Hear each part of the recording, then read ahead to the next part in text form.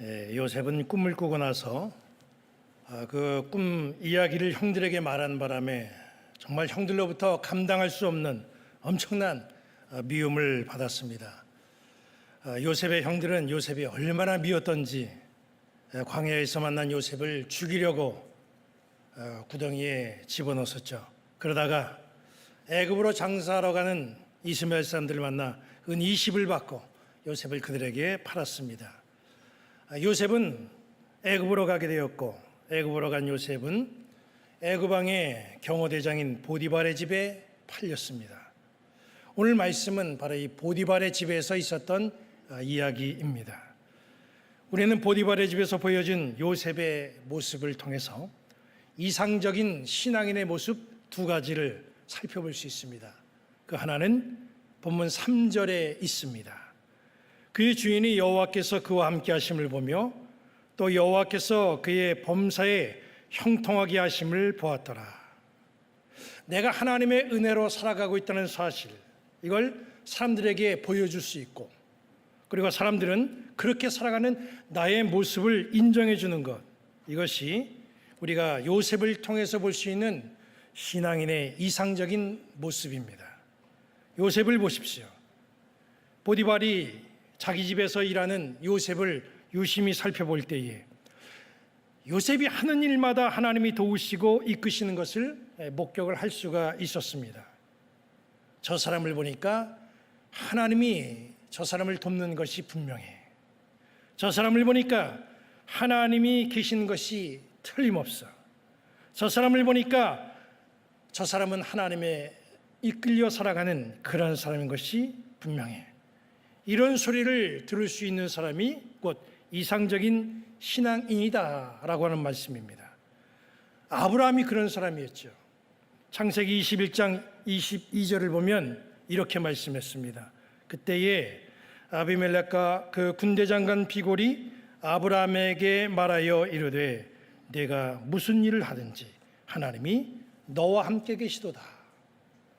가나안 블레셋 지역의 왕 아비멜렉이 그 땅에 몸부쳐 살아가고 있는 아브라함의 모습을 보니까 하나님이 아브라함을 이끄시는 것이 보였습니다.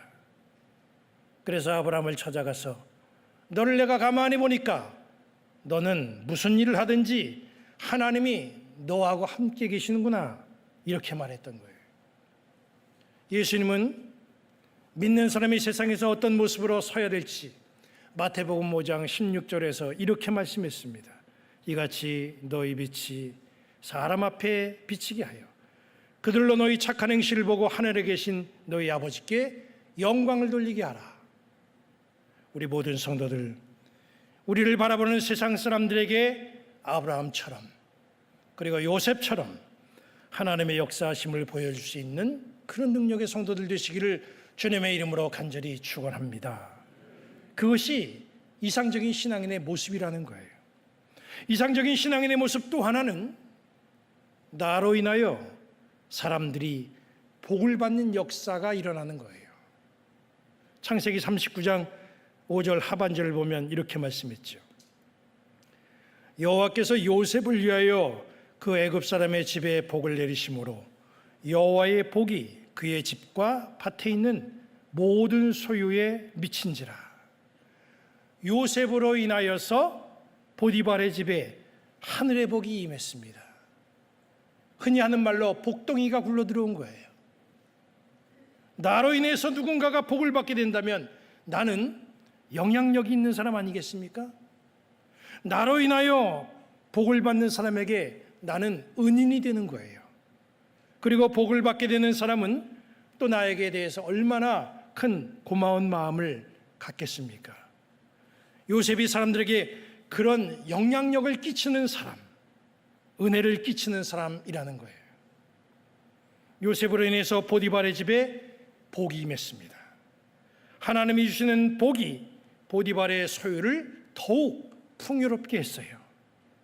하나님은 아브라함에게도 그런 비슷한 복을 약속했잖아요. 창세기 12장 3절 하반절을 보니까 땅의 모든 족속이 너로 말미암아 복을 얻을 것이니라 하신지라. 모든 사람들이 너로 인하여, 아브라함으로 인하여 사람들이 복을 받는다. 이게 하나님이 약속하신 약속의 말씀이에요. 그리고 그 약속은 증손주인 바로 이 요셉에 이르러서 열매를 보게 되는 겁니다. 이런 삶의 모습이 이상적인 신앙인의 모습이라는 겁니다. 우리 믿는 사람으로 인해서 세상이 잘 되어야 됩니다. 아브라함처럼 요셉처럼 나의 삶에 도우시는 우리 하나님의 역사가 언제나 함께하기를 우리 주님의 이름으로 간절히 축원합니다. 애굽의 노예로 팔려간 요셉은 도우시는 하나님의 은혜로 아주 형통했어요. 주인 보디발에게 인정받았지요. 보디발은 또 요셉을 아주 신임을 했습니다. 그래서 이 보디발은 요셉에게 가정을 관리하는 책임자로 세웠습니다. 모든 살림을 요셉에게 위임했습니다. 이제 요셉에게는 거칠 것이 없었습니다. 비록 신부는 노예지만 그가 행하는 것은 부러울 것이 없었어요. 모든 게 또 다 형통했습니다. 그런데 중요한 건 요셉이 형통하게 된 그때에 요셉에게 시험이 찾아왔다는 사실이에요. 보디발의 아내가 요셉을 유혹했습니다. 여기서 우리가 알아야 될 것은 요셉을 유혹한 사람은 보디발의 아내이지만 시험 문제를 출제한 분이 하나님이라는 사실이에요. 하나님은 우리에게 소망을 주시는 분입니다. 요셉에게 꿈을 주신 분, 바로 그분이 우리에게도 꿈을 주십니다. 하지만 요셉에게도 꿈을 주시고 우리에게도 꿈을 주시고 소망을 주시지만 주신 그 소망을 이룰 수 있는지 이걸 하나님은 테스트하십니다. 하나님은 말씀드린 것처럼 요셉에게 꿈을 주셨어요. 잘 나갔습니다. 그러나 그 꿈은 저절로 이루어지는 법이 없어요. 꿈에 대해서 시험의 과정이 있다는 사실입니다. 많은 사람들이 착각하는 것은 잘 되고 있으니까, 형통의 길을 걷고 있으니까 이제 다 되는 줄 알아요. 천만의 말씀입니다. 그 형통의 삶 속에는 하나님이 주시는 시험이 반드시 있는 것이고 그 시험을 통과해야만 승리의 열매를 거둘 수가 있는 거예요. 요셉이 지금 그런 과정을 거치고 있는 겁니다. 성경을 보면 하나님으로부터 시험지를 받고 시험을 잘 치르는 사람들이 있어요. 그 대표적인 사람이 아브라함 아니겠습니까? 아브라함은 아들 이삭을 번제로 드리라는 시험지를 하나님으로부터 받았어요. 아브라함은 순종이라고 하는 정답을 썼어요. 그리고 그 시험을 통과했죠. 아브라함은 시험을 통과하고 하나님으로부터 어떤 말씀을 받았습니까? 창세기 22장 12절 하반절을 보니까 내가 이제야 네가 하나님을 경외하는 줄을 아노라. 이제야 시험 문제의 정답을 쓴 아브라함의 답안지를 확인하고 나서야 라고 하는 말씀이지요.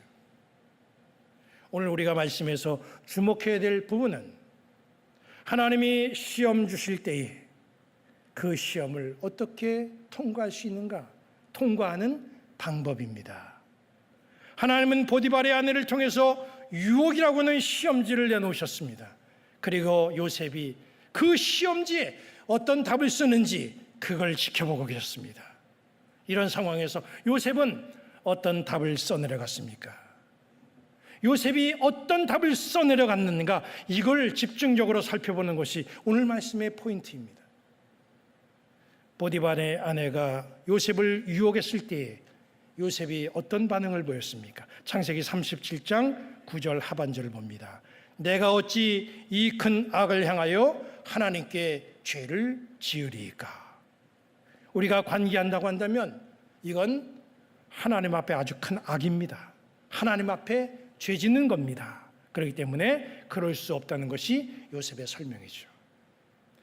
하나님의 법이 그것을 용납할 수 없기 때문에 나는 그렇게 할 수 없습니다. 이런 거 아니겠습니까? 그런데 요셉이 말한 이 이유만 가지고는 설명이 좀 부족해요. 왜냐하면 우리가 죄를 지을 때 법을 몰라서 죄를 짓는 경우는 상당히 드물다는 거예요. 죄를 모르고 죄를 지을 수는 있어요. 하지만 우리가 살아온 삶을 보고 주변을 보고 상황을 보면 죄를 짓는 경우 대부분은 그것이 죄인지 알면서 죄를 짓는 거예요. 도둑질하는 사람이 도둑질하는 것이 이게 죄인 줄 몰라서 도둑질하겠습니까? 사람을 죽이면 무서운 형벌 받는 거 그거 몰라서 사람 죽입니까? 우리가 하나님의 말씀을 모르거나 하나님이 싫어하시는 것을 몰라서 죄 짓는 거 아니에요. 이스라엘의 경우를 보세요. 사사시대에 어떤 일이 있었습니까? 사사기 2장 11절 말씀 보니까 이스라엘 자손이 여호와의 목전에 악을 행하여 바알들을 섬겼다고 그랬습니다. 하나님 섬기지 않고 바알 신을 섬기는 거 하나님이 이거 참 괜찮다 이래서 그렇게 했겠습니까? 아닌 거 알아요. 그런데 그렇게 하더라고요. 그런데 더 놀라운 건 이스라엘은 그것이 잘못인 줄 알면서도 하나님 보시는 앞에서 그 악을 행하더라는 거예요. 보통 죄는 은밀한 데서 짓잖아요. 안 보는 데서 눈치 보면서 가리고 죄를 짓습니다. 그런데 이스라엘은 하나님이 보는 앞에서 서슴없이 죄를 졌어요. 이런 일이 사사시대에 계속 일어났습니다.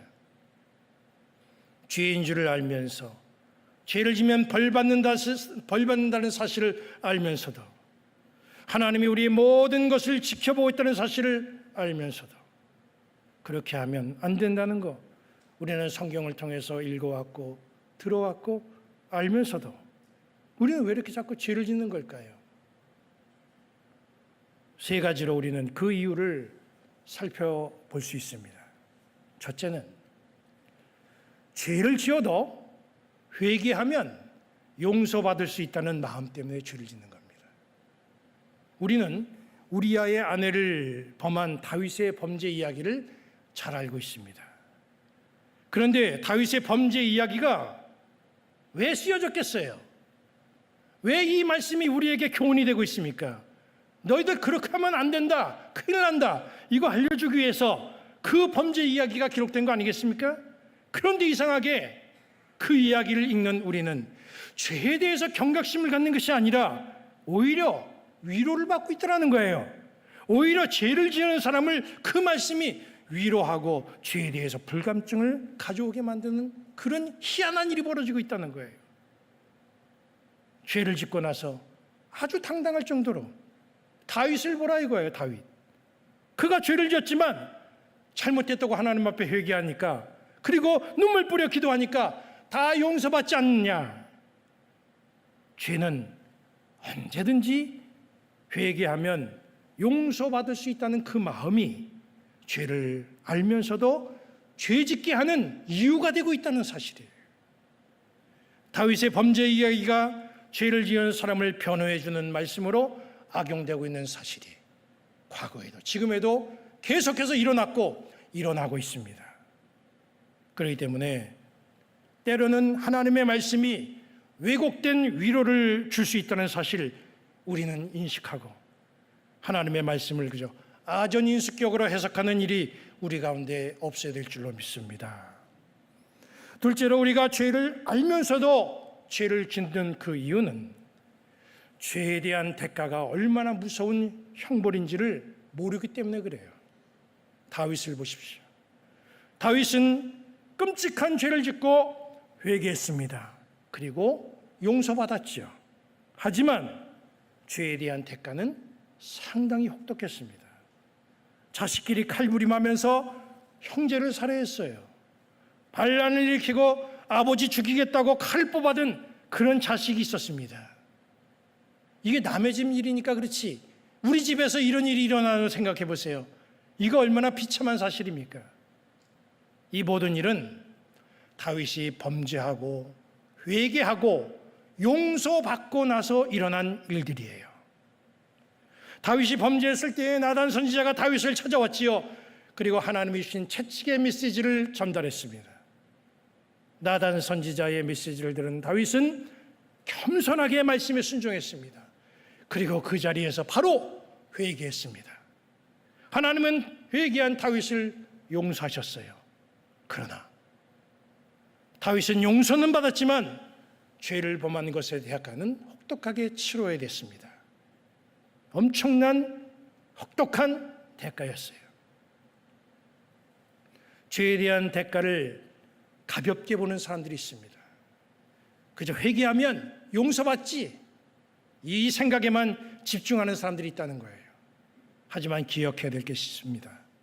죄를 지으면 우리가 치러야 될 그 대가는 엄청나다는 사실, 이걸 기억하시기 바랍니다. 세 번째로 죄를 알면서도 그 죄를 짓는 그 이유는 그것이 좋기 때문에 그런 거예요. 좋은 것은 죄라고 할지라도 참 포기하기가 힘듭니다. 선악과에 대해서 하나님이 아담과 하와에게 하신 말씀이 있습니다. 네가 그 열매를 먹는 날에는 반드시 죽으리라. 혹시 죽을 수도 있다, 이게 아닙니다. 반드시 죽는다는 말씀을 주셨어요. 그런데도 아담과 하와가 그 열매를 먹더라고요. 죽는다고 했는데 어쩌자고 그 열매를 먹습니까? 아주 죽기를 각오했는지 아무튼 그 열매를 먹었어요. 그러면 죽는다는데 왜 먹겠습니까? 창세기 3장 6절 상반절을 보면 이렇게 말씀했습니다. 여자가 그 나무를 본즉 먹음직도 하고 보암직도 하고 지혜롭게 할 만큼 탐스럽기도 한 나무인지라. 한마디로 얘기하면 좋았다는 거예요. 사탄은 아담과 하와에게 선악과를 좋은 곳으로 자꾸 각인시켰습니다. 선악과를 먹으면 죽는다, 하나님의 말씀이 한편에서 생각이 납니다.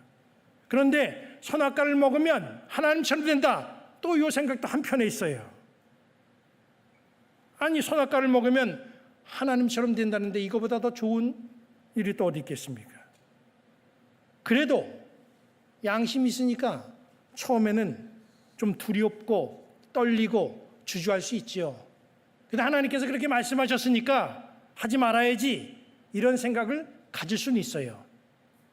그러나 그런 건 어느 정도까지는 참을 수 있지만 아주 참지는 못합니다. 좋은 것은요, 끝까지는 참 수가 없어요. 우리가 죄를 짓고 회개하고 또다시 그 죄를 짓는 이유는 이거 좋다라는 생각, 그 미련을 버리지 못하기 때문이에요. 마귀는 이런 인간의 속성을 잘 알고 있습니다. 그래서 자꾸만 죄를 좋은 것으로 인식시키는 거예요. 때문에 우리가 죄의 문제를 놓고 기도할 때 한번 생각을 바꿔보시기 바랍니다. 지금까지 회개하고 용서받고 또 죄를 저지르고 또 회개하고 또 용서받고 또 죄를 저지르고, 이게 계속 반복이 되는데 이거 왜 이러지? 나는 안 되는 인간인가? 이렇게만 우리가 포기하지 마시고 한번 패턴을 바꿔보시기 바랍니다.